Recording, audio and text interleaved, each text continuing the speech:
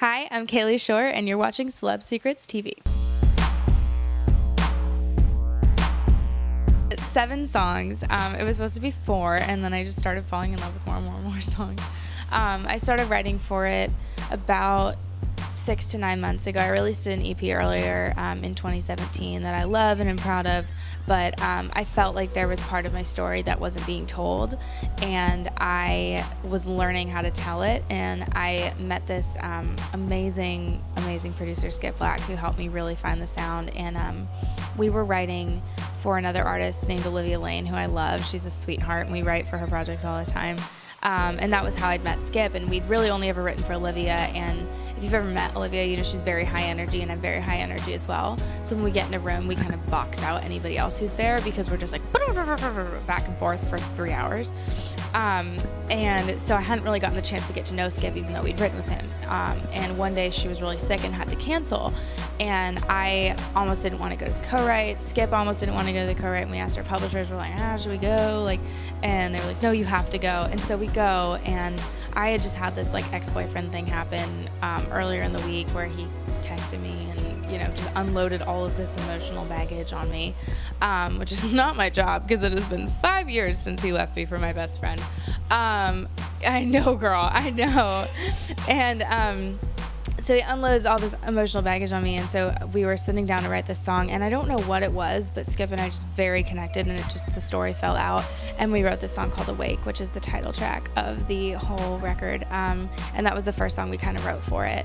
And I was working with a couple different other producers at the time, but I went to Skip and I was like, hey, how would you feel about recording a master of Awake? And he was like, honestly, I'd really been wanting you to ask. And so that kind of started it, and then we just finished all the songs last week, and it should be out really soon, but it just came about in such an organic way, and I'm so passionate about these songs, and they just tell so much of my story and the things I've seen and who I am, and I just am so proud of them and so excited for people to hear them. So I think for me, lyrics always come first, and that's really why I've been drawn to country music, even though my influences are so varied. Lyric is always what I come back to, and when I look at my first project I ever released 2 years ago, the Y2K mixtape, I'm very proud of those lyrics, and I think I was still kind of finding myself sonically. So lyrics are always, I really write a lot of them in the room just because that's how I am, and I care so much about them that sometimes the other stuff, I'm not as focused on the melody or the guitar parts or whatever, because I'm just like lyric.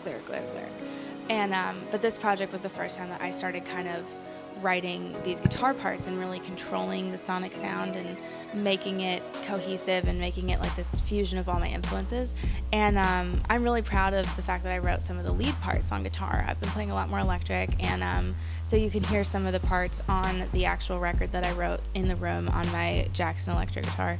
And we were in the studio, and I was showing one of the session players how to play it, and then I go out in the other room and someone was like, man, that riff is really cool, and the session guy was like, she wrote it, and I was like, yeah, dude.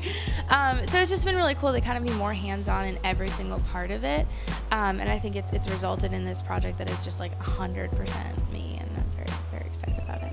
Yeah, I think that empowerment is such a huge part of my music. My first single ever was Fight Like a Girl, and that's kind of really been such a blessing to be able to build a career off a song like that. A lot of people kind of might have a love song as their first song or something, up-tempo, and, I don't know, out of all the songs that I've written, Fight Like a Girl is still what I would pick as a first single, because in interviews people are asking about feminism and female empowerment and equality and all these really important things to me, and I get to talk about them in a organic way where it's not just shove it down your throat, it's very natural, and so I'm excited, about that, and that's very continuing onto this project, but it's in an edgier way.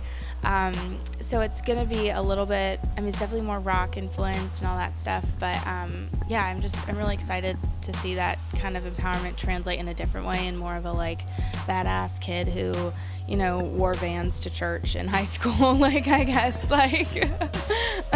So my first band ever was a Nirvana cover band, and I was 13, and we were terrible, but I loved grunge music. Nirvana and Pearl Jam. Pearl Jam was the first CD I ever bought, and that was just what resonated with me.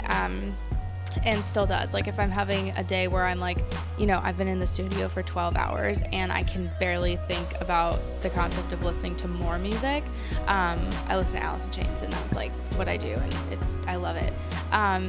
But I would say, like, you know, I remember the moment that I heard Johnny Cash cover Hurt by Nine Inch Nails. I'd known the grunge cover, or the industrial rock cover, or original, sorry. And I heard Johnny Cash's version, and I was like, oh my God, country and rock are not that far apart. And that was around the time that, you know, Jack White from the White Stripes was doing a lot with Loretta Lynn, and that super inspired me. But as far as like the more like emo bands, I mean, I loved We the Kings, and yeah, girl, obviously All Time Low, and I've been getting really close with Cassidy Pope. She's like the sweetest person on the planet, and our dogs are best friends now. But I loved her when she was in Hey Monday, and we were actually like in my car a couple weeks ago, and I was driving her home, and one of her songs from Hey Monday came on shuffle, and I was like, oh my God, like, this is so, and it was like a deep cut.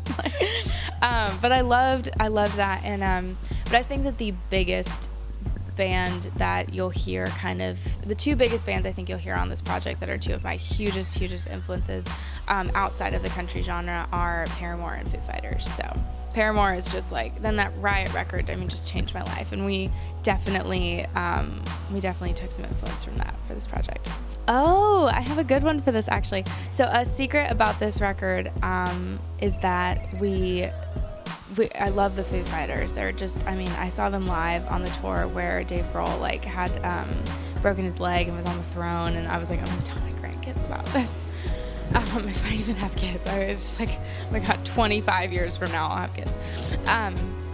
And we played on these cymbals on the record that were actually autographed by Dave Grohl, because he's originally a drummer, and it was really cool, and it was a very cool way to kind of like, you know, just weave all these influences in and out. And I remember walking in the studio, and they were like, yo, we got these Dave Grohl autographed cymbals, and I was like, yes, can I kiss them? Like, so that's a nice little secret about the record.